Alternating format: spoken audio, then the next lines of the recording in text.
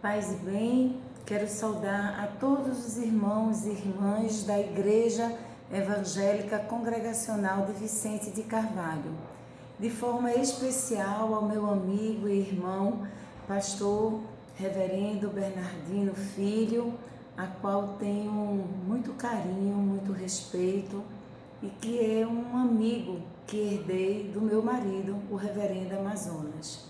Eu sei que ele está cansado de escutar isso, mas Reverendo Bernardino é filho do pastor que evangelizou a família do meu marido. E nos últimos anos, quando essa amizade se intensificou, alegrou muito o coração da gente. Agradeço ao querido reverendo a oportunidade de estarmos aqui conversando. E para começar, eu gostaria de que a gente pudesse ter um momento de oração, para que a gente possa pedir ao Santo Espírito de Deus, para que essa palavra possa frutificar em nossos corações e que possa ser um instrumento para que a gente possa honrar o seu nome neste mundo. Pai, em nome de Jesus, queremos te agradecer, porque mais uma vez nós temos a oportunidade de escutar da tua palavra, de refletir, de meditar. Que essas palavras não sejam em vão, Senhor, mas que ela possa fazer morada em nossos corações e por onde nós formos, a tua luz brilhar através de nós e apesar de nós. Obrigada, Pai, por Jesus, porque é através dele que nós podemos ter acesso a ti. E pela presença do Santo Espírito, do Consolador que ele nos prometeu, é que nós podemos trazer à nossa memória todos os seus ensinamentos e anunciar a este mundo tão necessitado. Sê conosco, Pai, em nome de Jesus. Meu nome é Keila Camargo, eu trabalho na área da saúde, mais especificamente na área da pediatria, e também sou ministra ordenada pela Igreja Anglicana. Junto com meu marido, nós pastoreamos a Paróquia Anglicana Jardim das Oliveiras, em Setúbal, em Recife, Pernambuco, do qual o nosso reverendo Bernardino já esteve entre nós e mais de uma vez também trazendo a mensagem do nosso Pai. Hoje eu gostaria de ler com vocês um trecho que encontra-se na primeira carta de João, capítulo 3, do verso de 16 a 24. E eu estou lendo pela versão revista e atualizada de João Ferreira de Almeida. E assim diz a palavra de Deus: nisto conhecemos o amor, que Cristo deu a sua vida por nós e devemos dar nossa vida pelos irmãos. Ora, aquele que possuir recursos deste mundo e vir a seu irmão padecer necessidade e fechar-lhe o seu coração, como pode permanecer nele o amor de Deus? Filhinhos, não amemos de palavra, nem de língua, mas de fato e de verdade. E nisto conheceremos que somos da verdade, bem como perante ele tranquilizaremos o nosso coração. Pois, se o nosso coração nos acusar, certamente Deus é maior do que o nosso coração e conhece todas as coisas. Amados, se o coração não nos acusar, temos confiança diante de Deus. E aquilo que pedimos dele, recebemos, porque guardamos os seus mandamentos e fazemos diante dele o que lhe é agradável. Ora, o seu mandamento é este, que creiamos em o nome de seu Filho, Jesus Cristo, e nos amemos uns aos outros, segundo o mandamento que nos ordenou. E aquele que guarda os seus mandamentos permanece em Deus e Deus nele. E nisto conhecemos que ele permanece em nós, pelo Espírito que nos deu. Palavra do Senhor, e podemos dar graças a Deus. Meus queridos, minhas queridas, desde dezembro de 2019, que nós vivemos tempos mais difíceis. Eu não digo tempos difíceis, porque para o cristão, para a cristã, viver neste mundo que jaz no maligno, que tem por decisão desobedecer a palavra de Deus, não se submeter à palavra de Deus, para nós sempre teremos tempos difíceis. Porém, neste momento, desde dezembro de 2019, quando tivemos a primeira notícia de que um novo vírus, o coronavírus, o SARS-CoV-2, estava iniciando numa cidade da China chamada Wuhan e que pegou proporções pandêmicas, é que temos vivido esses tempos mais difíceis. E isso tem gerado insegurança, angústias, desempregos, uma crise de proporção mundial e que também tem refletido dentro da Igreja de Cristo. Por isso que nesses tempos difíceis nós precisamos mais ainda nos aproximar da palavra de Deus, nos abastecer da palavra de Deus, porque como dizia o profeta Jeremias, nós precisamos trazer à nossa memória aquilo que nos dá esperança.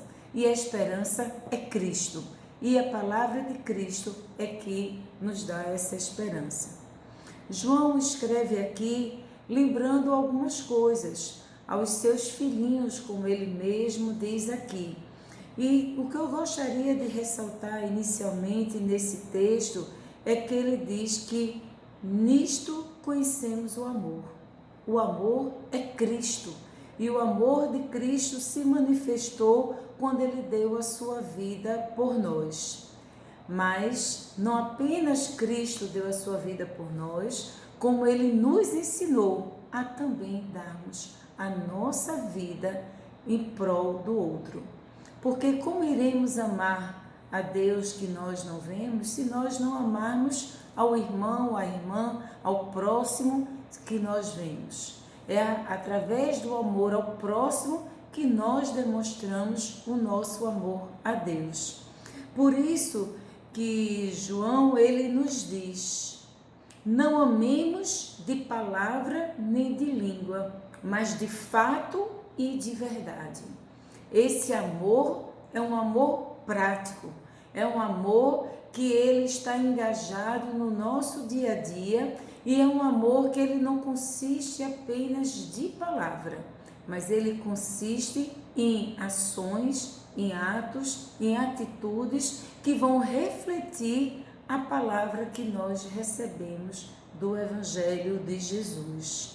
E ele diz que aquilo que pedimos dele recebemos, porque se nós guardarmos os seus mandamentos. Ora, o seu mandamento é este, que nós creiamos no nome de seu Filho Jesus Cristo e nos amemos uns aos outros segundo o mandamento que nos ordenou. Isso nos é dado através também do grande mandamento, quando Jesus é questionado, perguntado de qual seria o maior do mandamento. E o maior mandamento é nós amarmos com todas as nossas forças, com todos os nossos recursos, nossa mente, nossa alma a Deus. E o segundo mandamento é este, que nós amemos ao próximo como a nós mesmos. Talvez, mais do que a crise sanitária, mais do que o monte de pessoas doentes que nós temos visto, nesse momento no Brasil nós já passamos de mais de 300 mil mortes, talvez a grande crise, antes da crise da saúde, seja a crise das pessoas não saberem se amar.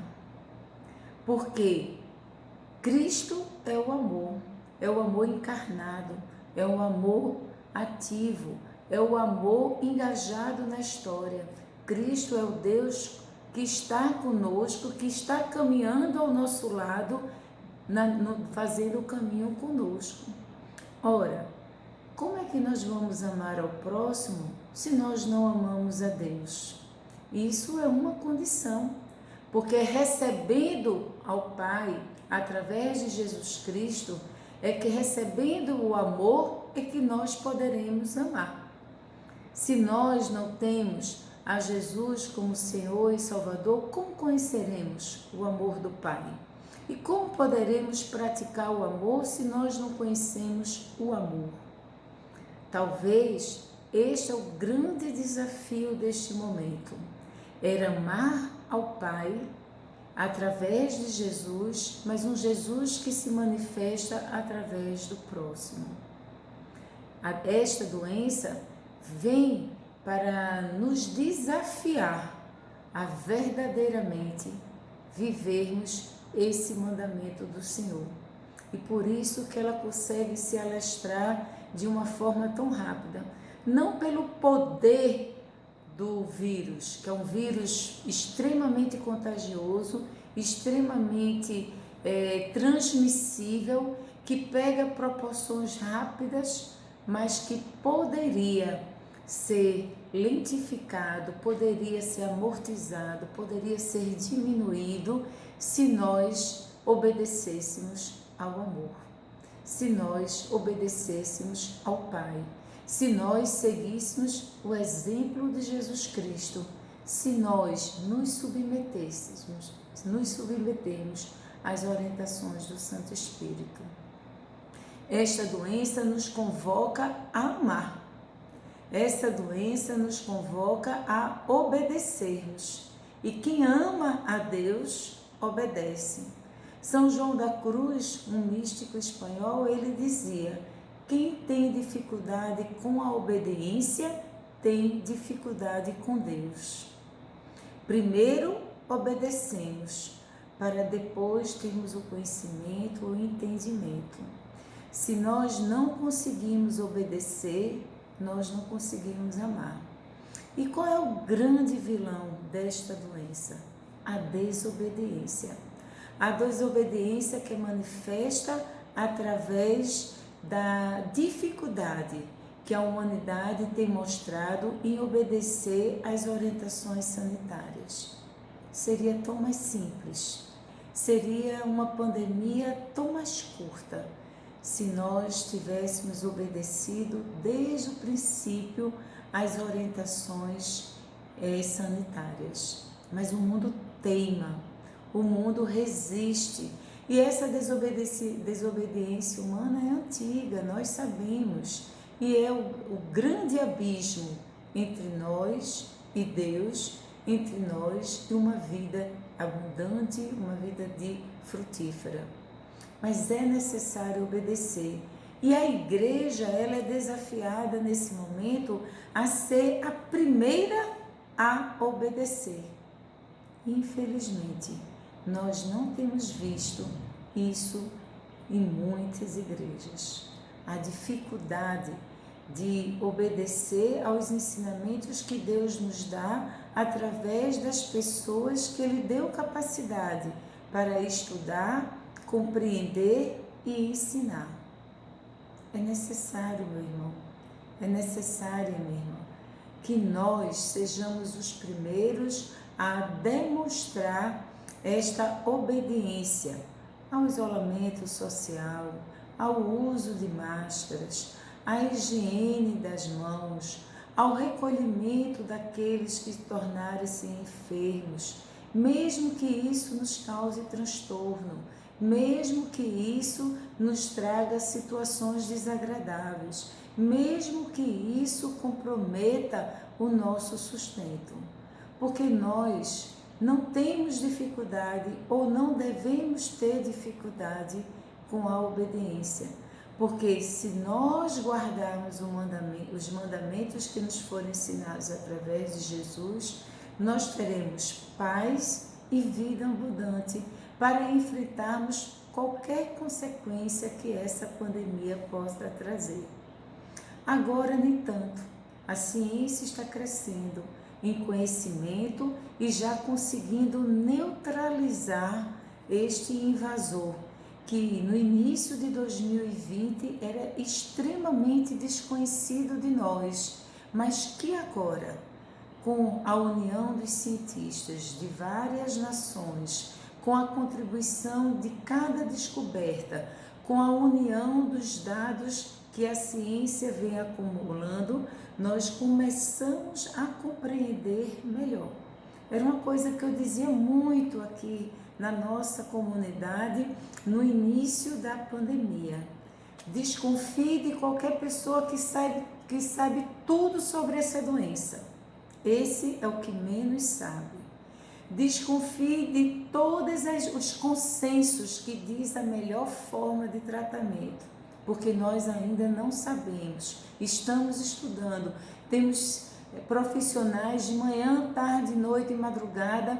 Quando um vai dormir, o outro está se acordando, porque o mundo está pesquisando sobre essa doença. Mas naquela ocasião, nós já tínhamos algumas certezas, que era o distanciamento, o isolamento, o uso de máscara, a higiene das mãos, e nós dizíamos, quanto mais tarde você adoecer, maior será a sua chance de sobreviver. Por quê? Porque a cada dia o conhecimento foi aumentando, os tratamentos avançando e se dando maior perspectiva de cura para o paciente.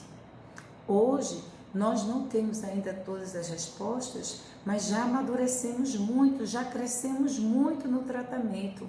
E agora, nós já não queremos apenas o tratamento, nós agora queremos anunciar um controle maior, que é a prevenção através da vacina. E sabemos que a vacinação está lenta ainda aqui no Brasil, mas se nós resistirmos por mais 2, 3 meses, dentro em breve, nós teremos vacinação para todo mundo. Não apenas o grupo de risco, mas para toda a população. Mas para isso, é necessário fazermos aquilo que nós já pedimos há tanto tempo e que a população continua sem realizar, que é a obediência às orientações sanitárias. Aqui no último versículo, João diz, e aquele que guarda os seus mandamentos permanece em Deus e Deus nele. É necessário guardar os mandamentos de Jesus. E esses mandamentos, eles vão gerar vida, porque todo ensinamento de Jesus foram para serem geradores de vida. E se nós obedecermos, nós iremos gerar vida. Temos um desafio, que é nos preservar para cuidar de nós mesmos. Mas temos um segundo desafio, que é tão importante quanto este, que é ser mestre, ou melhor, ensinar ao próximo que insiste na desobediência. Esse ensinamento pode ser um ensinamento proativo, onde vamos lembrar as pessoas que não devem fazer isso, que não devem fazer aquilo, ou principalmente de um discurso mais positivo, mais afirmativo, de ensinar o que deve ser feito. Mas nós também podemos colaborar, sermos resistentes à sedução dos convites inapropriados. Essa é a história do cristão, é a história da cristã. Resistir à sedução desse mundo. Porque pode ser que nós sejamos convidados apenas para aquela pequena reunião, apenas para aquela pequena visita, apenas para saborear um café. E isso não apenas com amigos distantes, mas também com familiares que nem sempre fazem parte do nosso núcleo mais íntimo. Precisamos resistir também, porque a nossa resistência ajudará de forma pedagógica para aqueles que têm dificuldade. Olha, cuidar de você é cuidar do próximo, porque na hora que você resiste, você ensina e você também protege a si e ao próximo. É necessário que nós saiamos o mínimo necessário, realmente para fazermos as atividades essenciais. E nesses últimos dias houve muita discussão se a igreja é uma atividade essencial ou não. Nós temos certeza que a igreja é uma atividade essencial, mas como nós vamos viver isso é o que nós podemos refletir, porque o ideal é que cada comunidade olhasse as suas condições, olhasse a sua capacidade de obedecer às orientações sanitárias ou não. Nós podemos ter comunidades com toda a estrutura necessária, mas nós também podemos ter comunidades de difícil acesso, de difícil saneamento, porque graças a Deus os missionários e missionárias do Senhor Jesus estão indo, avançando e muitas vezes sem grandes condições. Mas na verdade a gente está vendo que a dificuldade maior não tem sido das pequenas comunidades, mas muitas vezes de grandes comunidades que acham que podem se reunir porque através da oração, do ajuntamento, eles enfrentarão esse vírus. Não, o convite não é para esse. O convite é para que nós possamos orar, nos ajuntar, mesmo que apenas espiritualmente, para que nós possamos continuar orando, intercedendo, lendo, escutando, mas não obrigatoriamente se não tivermos condições de estar nos ajuntando presencialmente. A nossa comunidade aqui no Jardim das Oliveiras, ela tem condições de seguir todas as normas sanitárias. Nós somos uma igreja em que o nosso espaço é amplo o suficiente para acolher a nossa comunidade. Nós conseguimos distribuir as nossas cadeiras de forma que as famílias fiquem próximas, mas aqueles que não são da família nuclear fiquem distantes. Nós temos o nosso Ministério dos Introdutores do Templo, que estão ali na frente com álcool, com medição de temperatura. Temos máscaras, reservas, para aquele irmão que por acaso saiu correndo de casa, entrou no transporte e nem percebeu que estava sem máscara. Graças a Deus, isso se tornando cada vez mais raro. Nós temos condições de manter o distanciamento do Ministério de Louvor, mas quando a gente fala em saúde pública, nós não podemos achar que uma lei, uma ordem, uma orientação vai poder ser feita de forma individualizada. Ela precisa ser feita de uma forma ampla, de forma que mesmo aqueles que não tenham tantas condições possam se adaptar. E aí a gente está vendo, né? Um vai e vem, permite, não permite, abre, fecha. Bem, não se entristeçam com isso. O Senhor é conosco.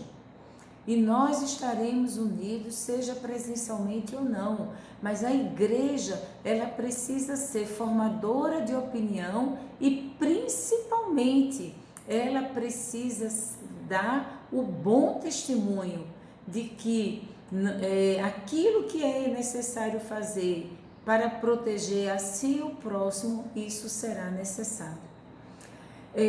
Um pneumologista americano, ele dividiu a doença da Covid em 4 fases ou 4 ondas. A primeira fase ou a primeira onda seria por si só a doença da Covid, ela espalhando-se pelo mundo. A segunda fase seria a fase do colapso do sistema de saúde, ou seja, a doença espalhando-se rapidamente chegaria de forma rápida e o sistema de saúde, principalmente de países como o nosso, não daria conta do volume de pacientes. Ou seja, eu já tenho os meus pacientes do dia a dia e chega um montante grande, então seria a segunda onda ou a segunda fase do colapso do sistema de saúde. A terceira onda seria a do aumento das complicações das doenças crônicas, que pelo fato do sistema de saúde estar abarrotado da Covid, esses pacientes que tinham tratamentos rotineiros, de estarem a cada 2, 3 meses no hospital, fazendo controle do seu diabetes ou da sua hipertensão, de alguma doença oncológica, eles passaram a ter dificuldade de acesso. E isso observaria aumento da mortalidade das doenças crônicas pré-existentes à Covid e que iriam descompensar pela falta de acesso ao sistema de saúde. E a quarta onda, ou a quarta fase, seria a das complicações da saúde mental por causa da pandemia. O isolamento, a ansiedade, a angústia, o medo da doença. Isso faria com que não apenas os pacientes que já teriam doenças de saúde emocional ou mental, mas novas pessoas passariam a ter.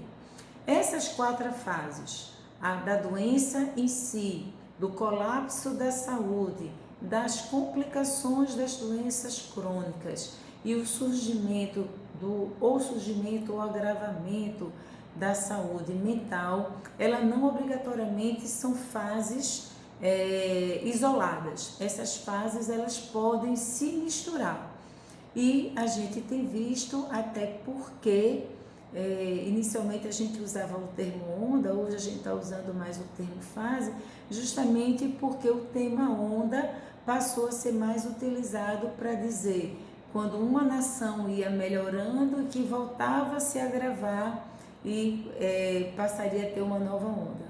Então, por exemplo, a França, ela está com risco de entrar já na terceira onda, ou seja, no terceiro aumento, no terceiro agravamento da Covid.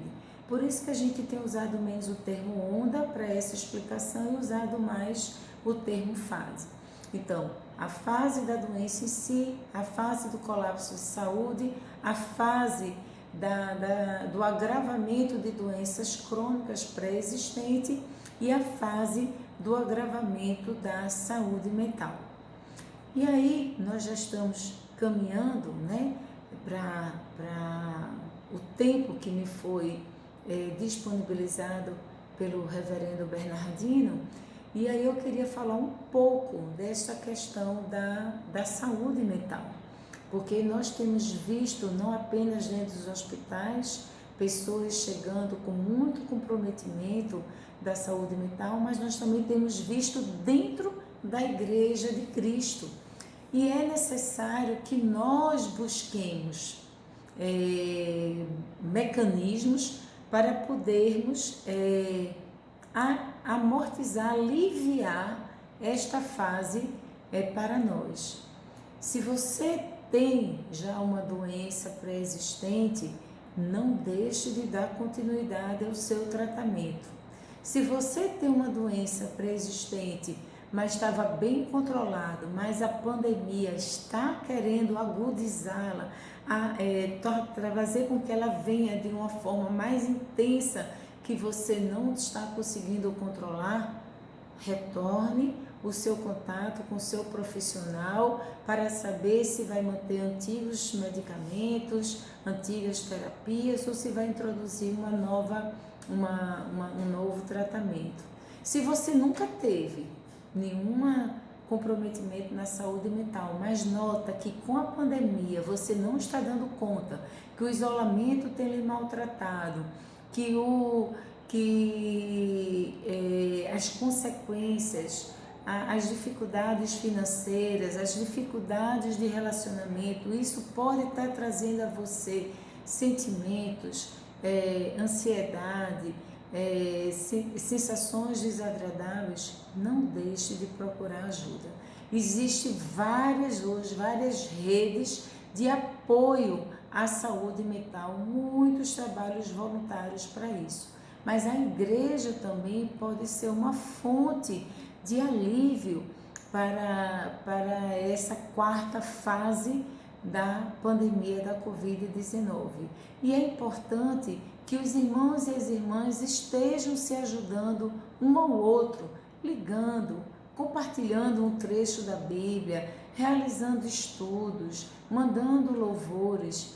Precisamos preencher a nossa mente, volto a dizer, com aquilo que nos dá esperança.